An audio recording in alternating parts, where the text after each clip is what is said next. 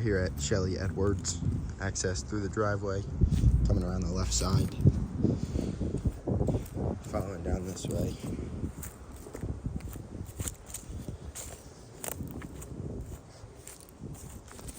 Walking around. It's this big tree right here. Going up. It's pretty tight back here. Gonna kind of get some ideas of what we should do with this. I didn't really tell him much, so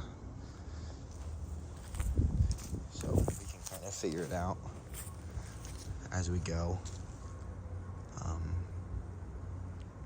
Yeah, it's about, sheesh, I don't even know how tall that is.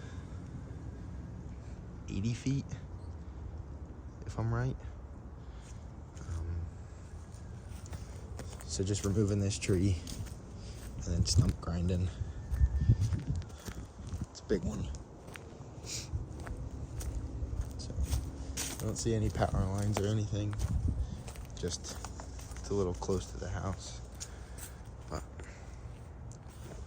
aside from that, let's see. Could probably come around the right side too. If that would make it any easier. Yeah, that's pretty much it.